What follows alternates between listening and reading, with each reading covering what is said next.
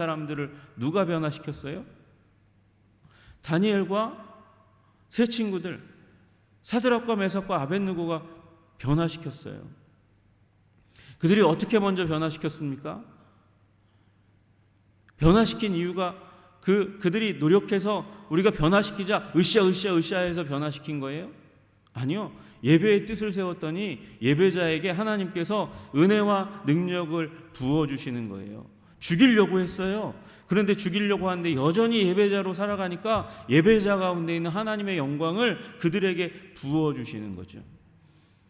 그랬더니 이방의 제국의 왕이 이제 이 다니엘과 사드락과 메삭과 아벳느고의 하나님을 만홀히 여기면 쪼개버려라, 죽여버려라. 그 얘기는 뭐예요? 하나님께 영광을 돌리라고 얘기하는 거죠. 여러분, 우리가 먼저 예배자 되시기를 주님의 이름으로 축복합니다. 우리 한성교회 하나님께서 세워주시기를 간절히 소원하는데, 주님께 먼저 제자가 될 때에 세상을 변화시키는 하나님의 백성이 될 줄로 믿습니다. 그리고 이제 나아가서 이스라엘 집에 주님께서 명하신 대로 나아가서 하시는 말씀이 뭐예요? 가면서 전파하여 말하되 천국이 가까웠다. 이 앞에 뭐가 있죠? 회개하라. 천국이 가까웠다. 말씀하시는 예수님과 동일한 메시지, 세례 요한과 동일한 메시지를 전하며 나아갑니다. 나아갔더니 병든 자를 고치며 죽은 자를 살리며 나병한 자를 깨끗하게 하며 귀신을 쫓아내되 너희가 거저받았으니 거저 주어라. 하나님께서 너희들도 내가 했던 것과 동일한 사역을 할 수 있다, 그렇게 말씀하시는 거예요. 여러분, 사도들에게 이 권능을 주셨고 사도들이 섬기는 교회, 몸된 교회에게 하나님께서 이 권능을 허락하여 주신 줄로 믿습니다. 병든 자를 고치고 죽은 자를 살리며 나병 환자를 깨끗하게 하며 귀신을 쫓아내는 일이 예수님만 하실 수 있는 일이 아니라 보냄받은 자들, 세상 가운데 보냄받은 자들, 사도적 교회가 믿는 자들이 행할 수 있는 일이에요. 근데 이 일 가운데 들어가려면 먼저 너희가 거저 받았으니 거저 주어라. 먼저 받는 일이 필요한 것이죠. 주려면 받아야 돼요. 뭘 받아야 돼요? 하나님의 은혜를 받아야 되는 줄로 믿습니다.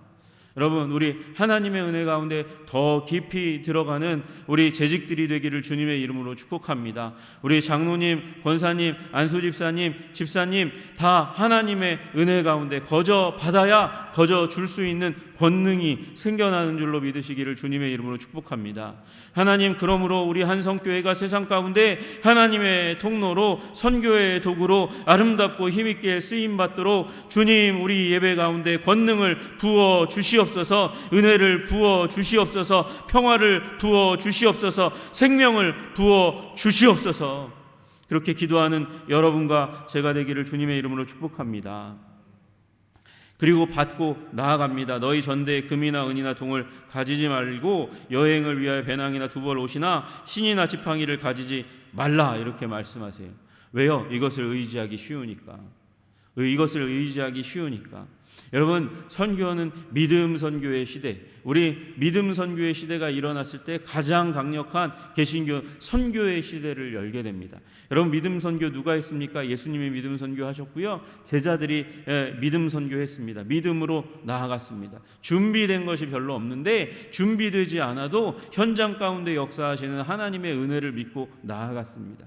여러분, 지금 이제 훈련의 시대예요. 훈련받지 않으면 안 된다고 막 얘기하다 보니까 어떤 착각에 빠지냐면 훈련받지 않으면 쓰임받을 수 없다는 생각을 하게 됩니다.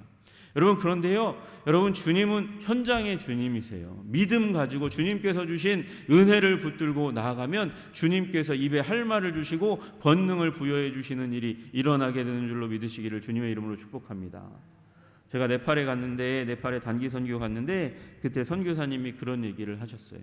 선교사님이 한번 큰일 난 적이 있대요. 그게 뭐냐고 말씀하시는데, 우리 이제 처음 네팔에 가가지고 처음 믿은 이제 아이가 있는데, 그 아이가 어떻게 하다가 이 교회 나오고 막 이러다가 그만 이제 집에서 이제 놀다가 가마솥에 빠진 거예요. 물을 펄펄 끓이고 있는데, 그래가지고 이 몸 겉에가 홀랑 다 벗겨졌대요. 심각하죠. 화상 입었죠. 그리고 전신 화상이니까 이제 이제 심한 아픔 가운데 들어가고 죽을지도 모르는 그 위기 가운데 있다고 생각했는데, 이들이 그 아이를 들고 누구에게 왔냐 하니까 선교사님에게 왔대요. 네가 얘에게 자꾸 교회 오라고 그래가지고 얘가 교회 나와가지고 우리 힌두의 신에게 벌 받아가지고 저 펄펄 끓는 그 물 가운데 빠졌다고. 그래서 당신 탓이라고. 그게 선교사님 탓이에요? 말도 안 되는 얘기를 하잖아요. 그런데 선교사님이 그렇게 얘기하시는 거죠. 갑자기 하나님께서 주시는 용기가 일어나가지고 이 아이가 일주일 만에 다 나을 거라고, 일주일 안에 다 나을 거라고, 그리고 호통을 치면서 내가 기도할 거라고 그렇게 얘기했대요. 그랬더니 그 부모와 친척들이 뭐라고 얘기하냐면 일주일 만에 안 나면 너 죽여버리겠다고 선교사한테 그렇게 외치고 돌아갔다라는 거예요. 그 다음에 무슨 일이 일어났을까요? 선교사님이 큰일 났다. 일주일 동안 안 나면 큰일 났다. 이 아이가 나 죽겠구나. 그러고 생각하고 두 가지 결단을 내려야 됐다는 거예요. 도망갈 것인가? 기도할 것인가? 도망갈 것인가? 기도할 것인가? 여러분 어떤 게 쉬워요? 도망가는 게 쉽지만 도망가면 하나님의 영광이 나타나지가 않잖아요. 그래서 무릎 꿇고 기도하셨습니다. 일주일도 안 되어서 아이와 부모님과 동네 사람들과 친척이 몰려옵니다. 무슨 일이 일어났을까요? 아이가 나왔을까요? 안 나왔을까요? 나왔어요? 안 나왔어요? 믿음이 여러분에게 믿음이 있기를 소원합니다. 이 아이의 허물이 벗겨지고 새살이 돋아올라 깨끗하게 다 나았다는 거예요.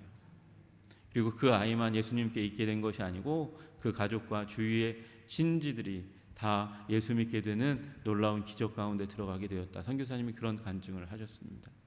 여러분, 주님께서 우리들에게 허락하시는 가장 귀중한 자산은 믿음입니다. 믿음. 돈이 아닙니다. 금이나 은이나 동이나 여행을 위하여 심지어 배낭 많이 준비하지 말라는 거예요. 너무 많이 준비하지 말라는 거예요. 옷도 2벌 이상 준비하지 말라는 거예요. 신이나 지팡이 가지지 말라는 것이죠. 여러분, 이렇게 나아갈 때 주님께서 큰 은혜와 능력을 주시는 줄로 믿습니다. 여러분, 홍해가 왜 갈라졌어요? 홍해가 왜 갈라졌습니까? 배가 없으니까. 배가 있었다면 그 배 타고 넘어가려고, 홍해를 건너가려고 생각했을지 모르겠어요. 배가 없으니까. 그러나 하나님께서 홍해를 가르시는 거예요. 여러분, 우리가 준비 많이 됐다고 하나님께서 역사를 일으키시는 게 아니라 우리 안에 믿음이 있을 때 주님께서 새 역사를 행하시는 줄로 믿습니다. 배 타고는 사람들 다 건너가죠. 다 건너가는 거예요. 그러나 믿음이 있어야 홍해가 갈라지는 것이죠. 하나님이 계시고 우리에게 믿음이 있고 하나님의 은혜가 있어야 그 홍해가 갈라지는 대역사가 일어나게 되는 줄로 믿습니다.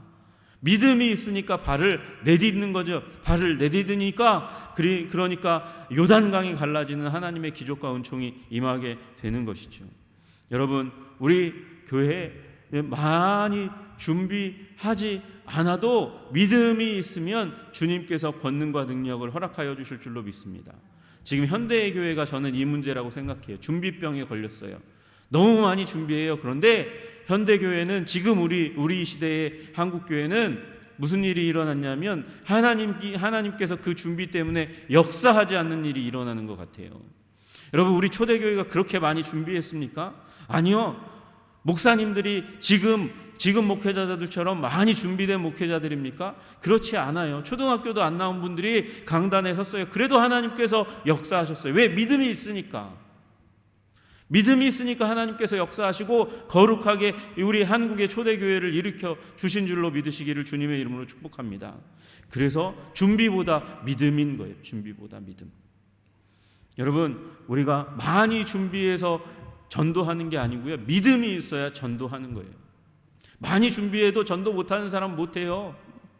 많이 준비해도 제자훈련 못하는 사람 못해요. 그러나 믿음이 있는 자들은 하게 되는 줄로 믿으시기를 주님의 이름으로 축복합니다. 여러분, 우리 교회가 믿음 있는 교회 되게 하시기를 간절히 소원합니다. 아멘.